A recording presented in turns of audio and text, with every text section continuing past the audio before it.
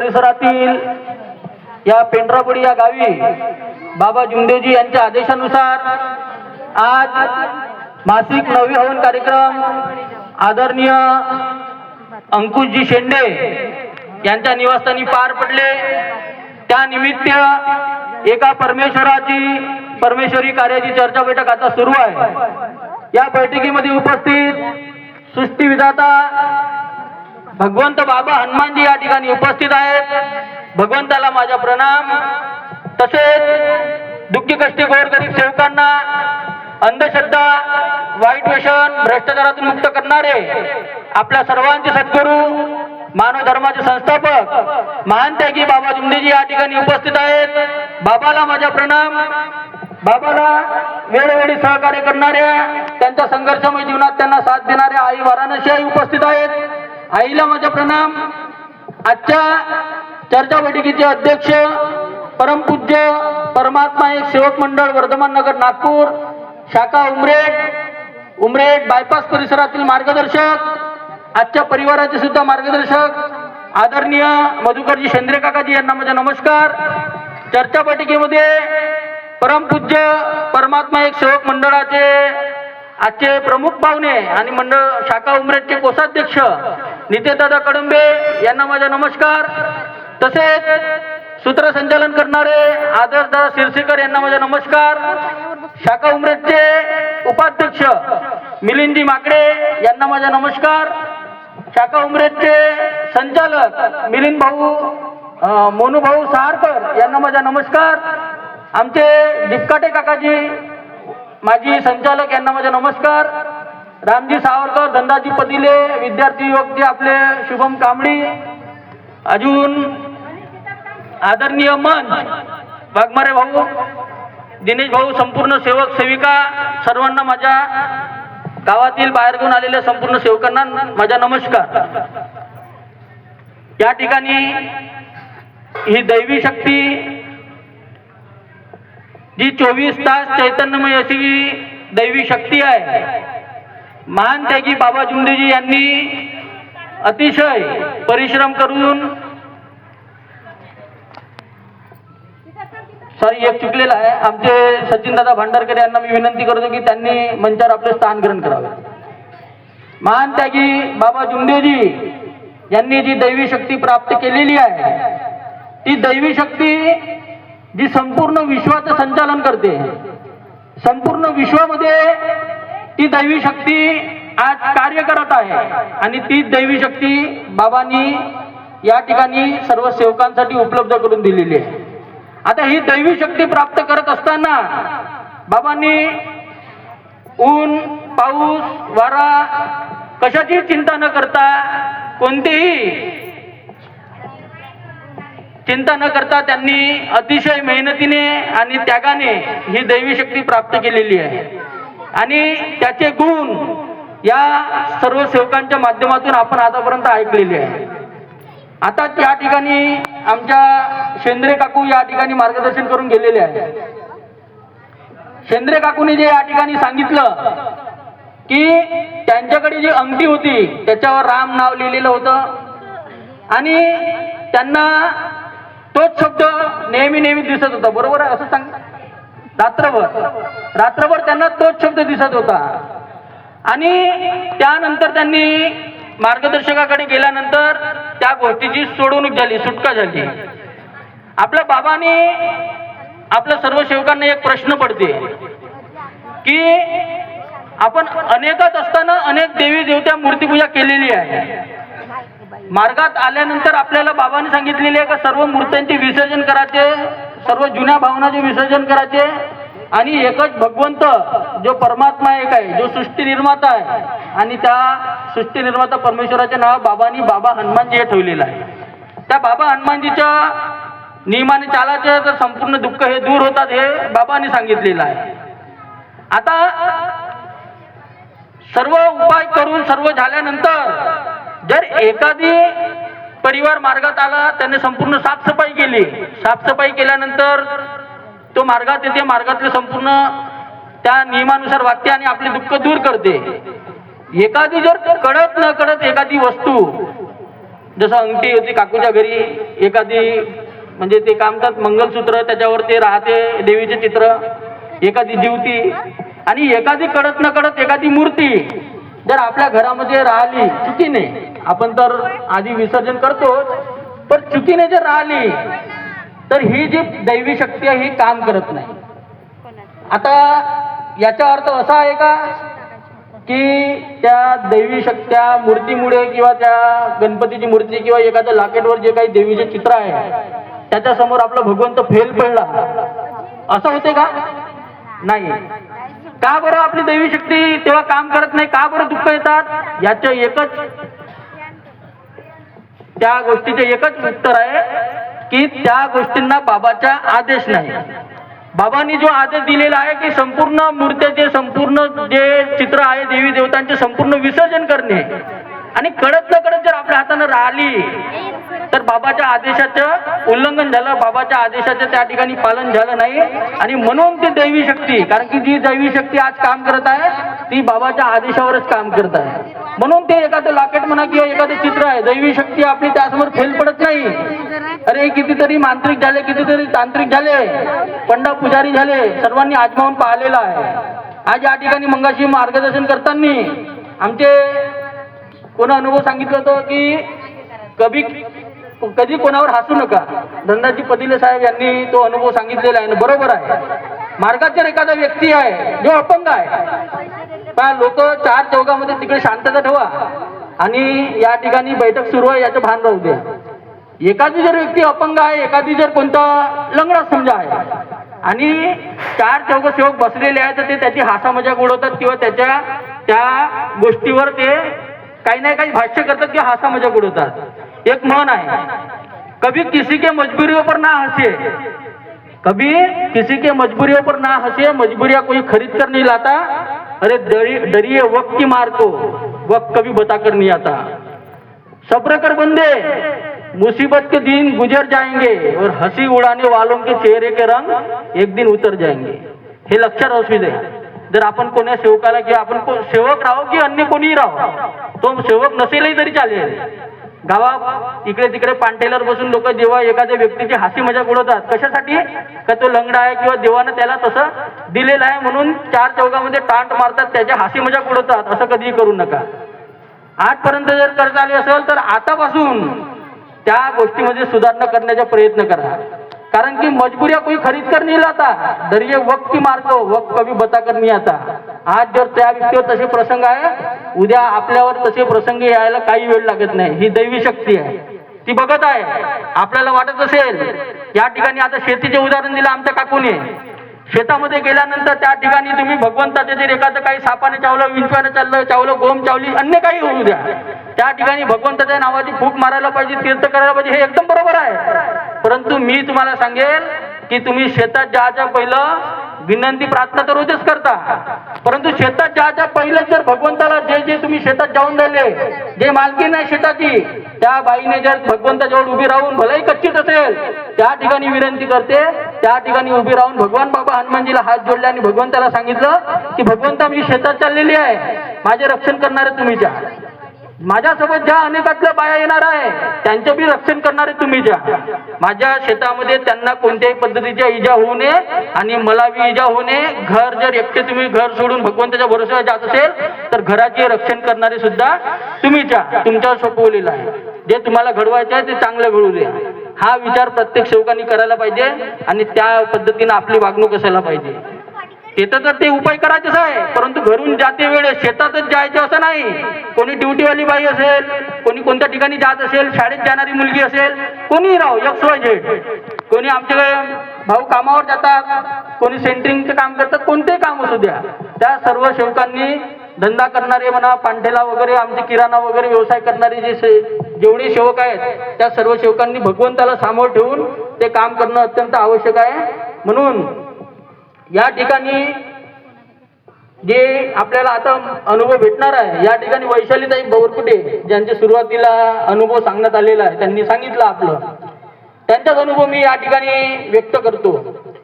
आणि त्यांच्याकडून तो मी फोनद्वारे, आता कोणत्या बैठकीमध्ये सुद्धा मी त्यांचं ऐकलं होतं, परंतु तेवढं लक्षात आलं नाही. ही दैवी शक्ती कशी मदत करते. आपल्यावर संकट येतात, आपण जर कुठे राहिलो तर आपल्याला कधी कधी संकट येऊन जातात, कधी कधी आपल्याला सुचत नाही की काय करायला पाहिजे. आणि त्यावेळेस जर भगवंताचा धावा केला, भगवंताला हाका मारल्या, तर दैवी शक्ती आपल्याला वेळोवेळी 24 तास मदत करते, कारण की ती चैतन्यमय रूपी शक्ती आहे. वैशालीताई बोरकुटे यांना आशा वर्कर जे राहते, त्या आशा वर्करची त्यांना ड्युटी लागली होती आणि त्याचे जे डॉक्युमेंट सबमिट करायला भिवापूर या ठिकाणी मेडिकल, जे भिवापूरला जे काही दवाखाना आहे त्या दवाखान्यामध्ये टीओचे ऑफिस आहे, त्या ऑफिसमध्ये त्यांना ते डॉक्युमेंट सबमिट करायचे होते. काही चुकन तर मग मला थोडं समजून सांगा, परंतु मी जे सांगत आहो होऊ शकते. त्या ठिकाणी त्यांना डॉक्युमेंट सबमिट करायचे होते. आता त्यांच्याजवळ जे डॉक्युमेंट होते त्यांनी विचार केला की ओरिजिनलच द्यावं लागत असेल, म्हणून त्यांनी काय केलं, पेंढराबोडीवरून भिवापूरला जाण्याचे तिकीट 20 रुपये आहे, जायचे 20 नाही यायचे 20, 40 रुपये सोबत नेले. जायचे 20 आणि यायचे 20 हे 40 रुपये सोबत नेले. त्या ठिकाणी गेल्यानंतर त्यांना असं माहीत पडलं, त्या ऑफिसमध्ये जे कर्मचारी लोक होते त्यांनी सांगितलं की याचे तुम्हाला झेरॉक्सचे बंडल काढून आणावं लागेल, जे काही त्यांचे डॉक्युमेंट होते 2-4 जे काही डॉक्युमेंट असेल त्यांचे झेरॉक्स तुम्हाला आणावं लागेल. आणि ते झेरॉक्स आणण्यासाठी त्यांना विचार आला की मी यायच्या वेळेस 20 रुपये खर्च केले, आता मला वापस जायचे आहे, माझ्याजवळ फक्त 20 रुपये आहे, आणि जर मी झेरॉक्स काढीन आणि झेरॉक्स काढल्यानंतर माझ्याजवळ पैसे राहणार नाही, इथं तर मला कोणीच ओळखीचे दिसून नाही राहिले, मी इकडे तिकडे पाहून गेलो कोणीच ओळखीचे दिसून नाही राहिले. मग अशा वेळेस भगवंताचा धावा केला. अशा वेळेस भगवंताचा धावा केला, जर मी झेरॉक्स काढीन तर मी गावला कशी जाईन, असं त्यांना खूप चिंता वाटू लागली.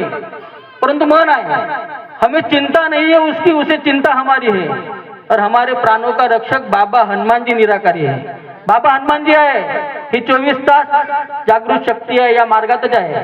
आणि त्यांनी त्या भगवंताला धावा केला, भगवंताला विनंती केली, हे भगवान बाबा हनुमानजी मानते की बाबा जिंगदेजी आता मी कसं करू, ऑफिसरनं तर झेरॉक्स आणायला लावले आहे आणि माझ्याजवळ 20 रुपये, मी कसं करू. हा मनात विचार करत करत करत करत त्या टीओच्या ऑफिस पासून रोडाच्या त्या अंग झेरॉक्सचे दुकान होते त्या दुकानापर्यंत ते पोहोचले. आता दैवी घडामोडी पहा कशा आहेत. भगवंताला तर त्यांनी हाका मारला, भगवंताला विनंती केली, आणि त्या झेरॉक्सच्या दुकानात गेल्यानंतर त्या झेरॉक्सवाल्याला जेव्हा ते डॉक्युमेंट दिले त्याला विचारलं, भाऊ पैसे किती झाले, तर म्हणते 20 रुपये झाले. आता अजून चिंता वाटली, अरे 20 रुपये जर याला दिलं तर मी गावला वापस कशी जाईन, म्हणून त्यांना चिंता वाटू लागली. आणि त्या बाईने त्या यांना डॉक्युमेंट दिल्यानंतर 20 ची नोट दिली, त्या झेरॉक्सवाल्याला 20 रुपयाची नोट दिली. त्या झेरॉक्सवाल्याने 20 ची नोट गल्ल्यात ठेवली आणि 20 चा कलदार काढून त्या बाईच्या हातात दिला. ही दैवी शक्ती कशी काम करते. त्या झेरॉक्सवाल्याने 20 ची नोट घेतली आणि 20 चा कलदार त्यांच्या हातात दिला. त्यांनी बी मनामध्ये कोणतीही शंका कुशंका न आणता ही भगवंतानंच आपल्याला मदत केली आहे हे समजून ते 20 रुपये घेतले आणि त्यांनी लवकरात लवकर त्या ज्या ठिकाणी ते डॉक्युमेंट द्यायचे त्या ठिकाणी गेले. त्यांना माहित होतं की आपल्याला हे जमत नाही, परंतु भगवंतानं मदत केली हे समजून त्यांनी ते पैसे घेतले. 20 चा कलदार त्याला 20 ची नोट दिल्यानंतर त्यांनी 20च वापस दिले, म्हणजे त्यांनी 1 रुपया कापला नाही, फुकटात काम झालं. आणि त्या ठिकाणी ते डॉक्युमेंट सबमिट केले आणि 2-3 दिवसानंतर साईन करण्यासाठी त्यांना त्या ठिकाणी बोलावलं होतं. तर त्यांनी विचार केला की आपल्याला त्या व्यक्तीनं मदत केली होती, भगवंतानं मदत केली होती, त्यांचे पैसे आपल्याला परत करायला पाहिजे. म्हणून 2-3 दिवसानंतर त्या दुकानात गेल्यानंतर काकाजी म्हणे, हे मी 20 रुपये त्या दिवशी तुम्ही मला चुकीनं वापस दिले, तर हे तुमचे 20 रुपये वापस घ्या. त्या दुकानदाराला विचार पडला, आजपर्यंत म्हणते बाई असं कधी घटना घडली नाही, आजपर्यंत म्हणते पैशाच्या हिशोबामध्ये माझ्या अशी गडबड झाली नाही, तुम्ही कसे निसटल्या म्हणते मला समजलं नाही म्हणते. म्हणजे ही दैवी शक्ती आहे, 24 तास चैतन्य आहे आणि ती प्रत्येक वेळी क्षणोक्षणी आपल्याला मदत करत असते. हा जर अनुभव आता कसा आहे, आजकाल मार्गदर्शक काय म्हणतात, तुम्ही आपले अनुभव सांगा. ठीक आहे ना, सांगा, बरोबर आहे, आपले अनुभव तर सांगायचेच आहे प्रत्येक ठिकाणी. परंतु जे दुसऱ्याचे अनुभव सांगले त्याच्यामध्ये जर खोटं असेल, काहीतरी जर खोटं असेल, तर तुम्ही या ठिकाणी वैशालीबाई बोरकुटे बसलेली आहे आणि त्याच्यामध्ये जर यांना काही तेल तूप लावून सांगलं बा, हे तुम्ही आधीच विचारून घ्या. कारण की आपल्याला त्या ठिकाणी कोणत्याही स्वार्थ नाही, आपला कोणत्याही त्या ठिकाणी लोभ नाही, तुम्ही त्यांना विचारू शकता. म्हणून सेवकांचे बी अनुभव जे आहेत ते सेवकांच्या कानावर पडायला पाहिजे आणि या ठिकाणी आपल्याला जास्तीत जास्त अनुभव मार्गदर्शन मिळायला पाहिजे. म्हणून ही जी दैवी शक्ती आहे ही 24 तास चैतन्यमय अशी शक्ती आहे, ती या ठिकाणी काम करून राहिलेली आहे. आणि मगाशी आपल्याला आणखी मार्गदर्शन करताना सेवकांनी सांगितलं की मला वाटते कोणत्या काकूने सांगितलं की संघर्ष थोटे काकूने सांगितलं की साधारण जीवन नाही आहे, हे संघर्ष करावं लागेल. बाबांनी सुद्धा खूप संघर्ष केलेला आहे. मन आहे, जिंदगी जीना आसान नहीं होता और बिना संघर्ष कोई मान नहीं होता.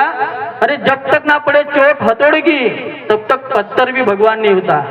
जेव्हा दगडाला हातोड्याने आणि त्या छन्नीची चोट पडते तेव्हाच तो दगड भगवंतामध्ये विलीन होते आणि तो भगवान म्हणून मानले जाते. तेव्हाच त्याच्यावर लोक डोकं टेकवतात. आणि आपण सुद्धा मानव, आपल्याला सुद्धा संघर्ष करावा लागेल. आपल्याला जीवन जगणे एवढं आसान नाही आहे. हे जे जीवन भगवंताने दिलेलं आहे हे संघर्षमय जीवन आहे. संघर्ष करूनच मग अभ्यासामध्ये संघर्ष राहो किंवा नोकरीसाठी संघर्ष राहो किंवा अन्य कोणत्याही गोष्टीसाठी संघर्ष राहो, संघर्ष करावाच लागते. बिना संघर्ष कोई मान नाही होता. संघर्ष केल्यावरच बाबांनी किती संघर्ष केलेले आहे. मानते की बाबा जुमलेजींनी कितीतरी तपस्या केली आहे. तपस्या म्हणजे मी तपस्या म्हणणार नाही, त्यांनी त्याग केलेला आहे. मानते की बाबा जुमलेजीनं आपल्या जीवनामध्ये कितीतरी त्याग केलेला आहे आणि त्या त्याग केल्यामुळे त्यांना ही दैवी शक्ती प्राप्त झालेली आहे. ती दैवी शक्ती त्यांनी स्वतःजवळ न ठेवता स्वतःच्या कुटुंबामध्ये त्या दैवी शक्तीच्या माध्यमातून ते दुःख दूर केले. परंतु ही गोर गरीब दुःखी कष्टी लोक आहे, ह्या लोकांची पिळवणूक होत आहे. तांत्रिक मांत्रिक पंडा पुजारी जादूटोणा करणाऱ्या लोकांकडून त्यांची लुटमार होत आहे. हे बाबांना लक्षात आलं आणि बाबांनी ती दैवी शक्ती स्वतःजवळ न ठेवता प्रत्येक गोर गरीब सेवकांना ती समान रूपामध्ये वाटण्याचे काम हे बाबा जुमलेजीने केलेलं आहे. आज मानते की बाबा जुमलेजीचे जे कार्य आपण पाहिले तर या ठिकाणी बाबाच्या कृपेचे जे अनुभव आहे, या ठिकाणी बाबाच्या मार्गदर्शन जे आपल्याला मिळतात त्याच्यावरून आपल्याला बाबाचे कार्य लक्षात येणार आहे. कारण की समाजामध्ये जे दारूबंदी आहे, वाईट व्यसन आहे, अनेक प्रकारचे वाईट विचार जे आपल्या मनामध्ये होते आजपर्यंत मार्गात येण्याच्या आधी, आता मी तर या मार्गामध्येच माझा जन्म झालेला आहे. मी स्वतःला भाग्यशाली समजेल की या मार्गामध्येच माझा जन्म झालेला आहे. परंतु जे कोणी आज वयस्कर लोक आहे त्यांनी काही काळानंतर हा मार्ग घेतलेला आहे, त्यांना सुद्धा आज वाटत असेल की खरंच ह्या मार्गामध्ये जर आपला जन्म झाला असता तर खूप पैसा वाटला असता. नाहीतर अनेकात असताना कितीतरी आपण देवी देवता घुमलो, तांत्रिक मांत्रिक वैद वाणी ज्या जाणत्याने ज्या पद्धतीने सांगितलं त्या पद्धतीने आपण मोठ्या मोठ्या तीर्थस्थानी दुःख दूर करण्यासाठी आणि त्या ठिकाणी धागेदोरे बांधण्यासाठी ज्याने ज्या पद्धतीने उपाय सांगितला त्या पद्धतीने उपाय आपण दूर दूर तीर्थस्थानी गेल्यावर करत होतो. परंतु आज आपल्याला कोणत्याही पद्धतीच्या धागा दोरा गळ्यामध्ये माळा हा कोणत्याही पद्धतीच्या बांधण्याच्या बाबांनी आदेश दिलेला नाही. तरी बी आज सेवक या मार्गातले सेवक हातामध्ये कडे घालतात. तुमच्या नियमावलीमध्ये नियम आहे, सेवकींची गोष्ट करून नाही राहिलो. तुम्ही सोन्याचे घाला चांदीचे घाला तुम्हाला म्हणाय नाही, पण सेवकांसाठी नियमावलीमध्ये नियम आहे. त्या नियमामध्ये लिहिलेलं आहे का हातामध्ये दोरा धागा कोणत्याही पद्धतीचे कडे हे तुम्ही हातात घालू नका, असा नियमावलीमध्ये नियम आहे. आणि त्या बाबाच्या आदेशाचे जर पालन होत नसेल, बाबाच्या आदेशाचे पालन महत्वाचे आहे. आणखी एक नियमावलीमध्ये नियम आहे, तो कोणत्याही मार्गदर्शक सांगताना दिसत नाही, पण तो नियम मी तुम्हाला सांगतो. या मार्गामध्ये जे लग्न करणारे जे मुलं मुली आहेत, मुलांची गोष्ट करून झालो, जे मुलं लग्न करणारे आहे कोणत्याही सेवकाने वयाच्या 25 वर्षाच्या आधी लग्न करू नये असा बाबाचा आदेश आहे. वयाचे 25 वर्षानंतरच त्या व्यक्तीने लग्न करायला पाहिजे, हा सुद्धा नियमावलीमध्ये नियम आहे. आज कितीतरी आमच्या कुटुंबातच झालं असेल, मला वाटतं की माझ्या भावानं माझ्या आधी लग्न केलं, माझ्या कुटुंबातच झालं असेल आणि त्याच्यानंतर जेव्हा नियमावली पाहिली आणि तेव्हा लक्षात आलं की नाही बा हा नियम आहे म्हणून आपल्या घरात दुःख येत नाही बा. म्हणून हा जो नियम आहे सर्व सेवकांनी लक्षात असू द्या. सेवकिनीची गोष्ट करत नाहो, पण सेवकांनी वयाच्या 25 वर्षाच्या आधी कोणत्याही सेवकांनी लग्न करू नये हे ते नियमावलीत नियम आहे, हे सुद्धा लक्षात असू द्या. असे कितीतरी आहे. मी जेव्हा मला लहान होतो, मला लहानपणापासून आता मी पायारू जीवनाच्या जे जन्माच्या, तो पायाळू म्हणजे काही ते तुम्हाला माहित आहे कसं काय. तर त्या पायाळू असल्यामुळे माझा जेव्हा जन्म झाला, हा जो गौरव आहे त्या गौरवची आईची डिलिव्हरी होत नव्हती असं मला सांगलंय घरी आणि तिच्या पोटावर मला उभं केलं होतं म्हणते मी लहान असताना. तर असं आहे गोष्ट का मी तेव्हापासून माझ्या घरचे लोक सांगत होते की बापू हे आला याच्या कमरेला लात मारून दे, हे आला त्याच्या कमरेला लात मारून दे, आणि मी त्या अंधश्रद्धा पाळत होतो आपल्या जीवनामध्ये. त्या पद्धतीने घरचे लोक सांगत होते, त्याच पद्धतीने मी करत होतो. घरच्या लोकांनी कधी विचार केला नाही का हा नियम आपल्या मार्गात चालते का, हे जे जुन्या भावना आहे, जुन्या पद्धती आहे, जुन्या पूजा आहे, हे आपल्या मार्गात चालते का, हाही घरच्या लोकांनी विचार केला नाही आणि मी त्यांना म्हणलं तसंच करत होतो. एक दिवस माझ्या लक्षात आलं की हे चुकीचं आहे का खरं आहे बा. म्हणून मी देशमुख साहेबाला फोन लावला आणि त्यांच्याकडून ती माहिती घेतली. त्यांनी सांगितलं की अशा पद्धतीच्या जुन्या भावना, जुन्या पूजा कोणीही करू नये, तीर्थ करा, फुका मारा, परंतु अशा पद्धतीचे जे काम करत आहे ते तुम्ही बंद करा. म्हणून आता आदरणीय मंच आहे आणि त्यांचे मार्गदर्शन या ठिकाणी होणार आहे. अनुभव खूप आहे, अनुभव सांगायला खूप आहे. म्हणून मी शेवटी सरतेशेवटी एक तुम्हाला सांगतो बाबाचे वाक्य. बाबाच्या वाक्याने एक सुविचार आहे, मोजू तरी किती उंची तुझ्या कर्तृत्वाची, अरे तू जगाला शिकवून दिली व्याख्या माणुसकीची. अरे तू देवही नव्हतास आणि तू देवदूतही नव्हतास, तू मानवाला मानवता शिकवणारा खरा महामानव होतास. लोक खूप जडित होते त्यांना, तरी तो या जगाला घडवून गेला. अरे या सेवकांना अजून समजत का बरं नाही, तत्व शब्द नियमाची शिकवण देऊन या जगामध्ये मानव धर्म घडवून गेला, मानव धर्म घडून गेला. इतकेच बोलतो आणि थांबतो. आपल्या सर्व सेवकांना माझा नमस्कार. चुकलं बोललं झालं असेल तर मी भगवंताला, बाबाला, आईला आणि सर्व सेवकांना माफी मागतो. नमस्कार.